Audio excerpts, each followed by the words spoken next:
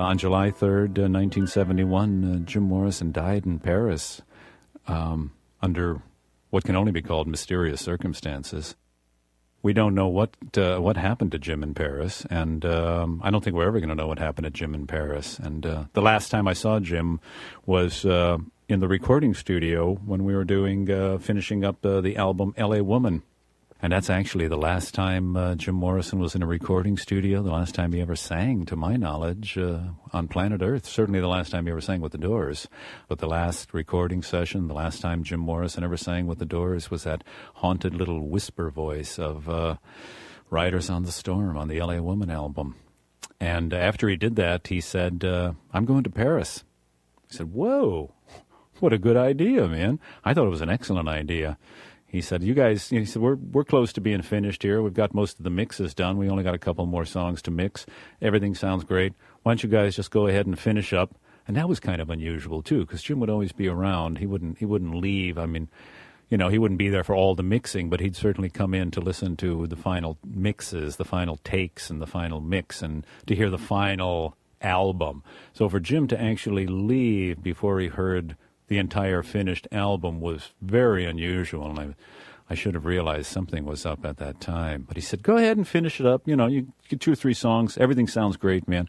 I'm leaving tomorrow for Paris. Pam's already over there. She's got a little apartment and got it all set up. She left a couple of weeks before me, and I'm going to join her over there in Paris. We said, well, that's interesting. Paris, huh? How long are you going to be over there? He said, I don't know. Couple of months, 6 months, I don't know, maybe even a year, who knows, man, I don't know.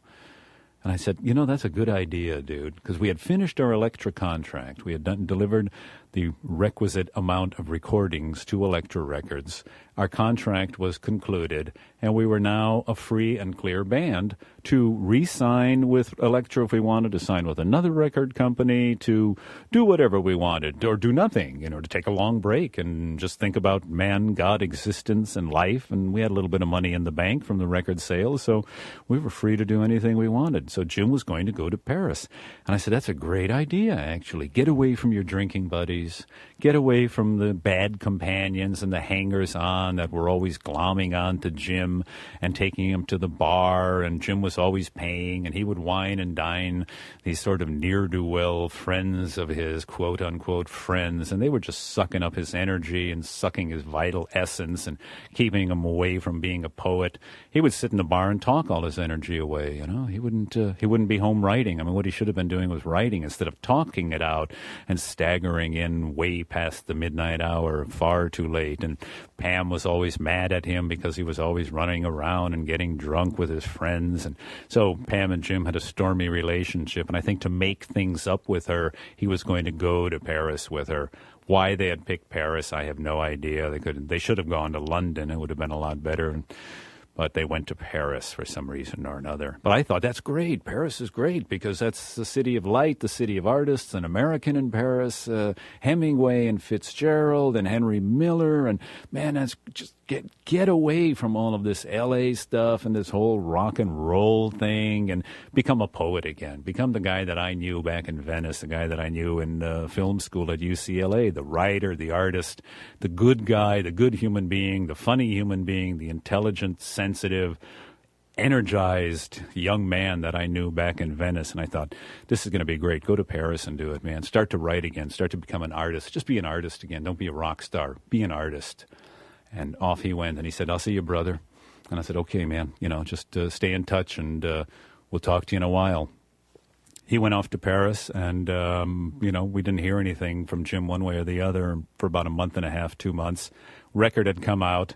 L.A. Woman was doing great. People say, the Doors are back. The critics said, the Doors are back with their intensity and power once again. And critics loved it, and sales were doing very nicely.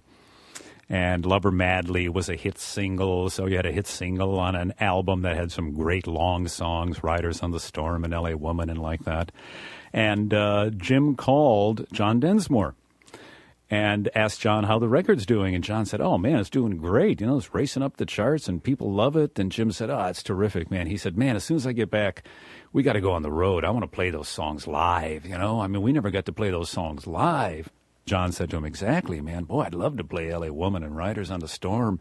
We could take a bass player with us. And Jim said, yeah, why don't we take that guy that played with us, that Jerry Sheff guy, man? We'll take him on the road with us. And John said, yeah, that's a great, we'll take him. Maybe we'll take the guitar player. Maybe not. Maybe we'll get some other guitar player. At least take the bass player along. And Morrison said, boy, I can't wait to play those songs. As soon as I get back, man, let's book a little tour. What do you say? And John said, okay, man, when are you coming back? And Jim said, I don't know.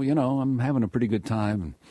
And, I'll be here for a while yet. And John said, okay, man, well, next time I talk to you, stay cool, man. Enjoy yourself.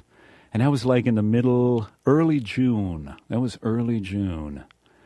And then by July 3rd, that was it, man. I got a phone call telling me that Jim Morrison is dead. A phone call from this guy that was our manager. And he called and said, I just got a phone call from Paris saying that Jim Morrison is dead. And I said, get out of here. I don't believe it, man, Jim Morrison. Jim Morrison said, Paul is dead. There was a lot of, everybody's dead at that time. Paul is dead because he was walking across the street on the Beatles album, Abbey Road, and he was walking out of step and he didn't have shoes on. And in Italy, if you don't have shoes on, that means you're a corpse. You had a suit but no shoes. That's how they bury a corpse. And see, he's out of step with the other three guys. That means he's dead. People were starting to get a little death obsessed. Manson had happened, and the whole thing was getting a little weird. Obviously the Kennedys were dead and Martin Luther King was dead, so people were starting to think, my God, Vietnam, the ghosts, this planet was filled with ghosts of dead young soldiers and Vietnamese women and children and Vietnamese soldiers. They were hovering on the planet, so it was starting to get a little spooky on planet Earth. So I said, I don't believe it, man. It's just death rumors, because Jim, here's a funny story. We were at a party, and Jim was supposed to be at the party, didn't come, was a little late coming to the party. Somebody runs in and says, Jim Morrison's just been killed in an automobile accident. Went, oh my God. 5 minutes later, Jim walks in the door. We said, Jim, man, I thought you were dead. He said, no. Rumors of my death have been greatly exaggerated. Always quoting somebody, a Mark Twain quote. And I said, And then it was another time he had fallen out of a window and he was supposed to be dead. So when I heard the story that Jim Morrison was dead, I said, it's ridiculous, man. It's just more of that paranoid death stuff. And this guy said, no, this time I think it's serious. And I said, well, I'm certainly not going to Paris to check out some silly rumor, And he said, don't worry, I've got a 12 o'clock flight. This was like 8 o'clock in the morning. So I got the 12 o'clock flight to Paris. I'm going over there. And okay, fine. Well, find out this time, will you, man? And I said to him, just make sure this time, will you? 3-4 days later, I get a phone call. This guy says to me, we just buried Jim Morrison. This was like on a Friday or Saturday. It was Friday, I think. Maybe it was Saturday. I forget, Friday or Saturday. It was either Monday or Tuesday morning. We just buried Jim Morrison. I said, what? I said, what are you talking about? I said, yeah. I said, wait a minute. This is like a rumor. This is not a rumor. This is not a silly little paranoid fantasy. You mean he's dead? Yeah, he's dead. We put the coffin in the ground. Cemetery is called Père Lachaise Cemetery. It's right in Paris. Beautiful old cemetery. Edith Piaf is there, and Isadora Duncan is there, and Heloise and Abelard, and Céline may be buried there for all I know. And Chopin is there, and Molière is there. So there's a lot of artists there. Beautiful old. I said, I don't care who's there, man. Wait a minute. What happened? This guy's, I don't know. I don't know what happened. Was he hit by a truck or something? No. His heart stopped. What are you talking about? I said, how does he look? And this guy said, I don't know. I never saw the body. I said, hold it. What do you mean you didn't see the body? It was a sealed coffin. They buried a sealed coffin. And I said, you mean you didn't say, let me see Jim Morrison. I want to see Jim Morrison dead. You're telling me Jim Morrison is dead. Show me Jim Morrison dead. As a manager of the band, you say, that's our lead singer, that's Jim Morrison. Let me see Jim Morrison dead. Jim Morrison was never seen dead. That coffin was put in the ground, covered over, and that was it. I said, that's it? He said, that's all I know, man. I'm telling you what I know. I was here. He's dead. Pam was all broken up. I'm telling you, Pam was just crying and weeping and everything. And, I just couldn't bring myself to open the coffin. I said, oh, God. And we're waiting for Jim to come back. We're working on some songs. John and Robby and I are getting together, every Tuesday and Thursday, a couple of hours in the afternoon, putting some little ditties together, working on some tunes, a little of this, a little of that, keeping the chops up, writing some songs. I'd started writing some stuff. John was working on some songs himself, and we're taking this opportunity to do some woodshedding, as they call it, and work on some tunes and waiting for Jim to come back. And all of a sudden, assuming, of course, that Jim's coming back, all of a sudden Jim Morrison is not only is he not coming back, Jim Morrison is dead. Jim Morrison will never be seen again.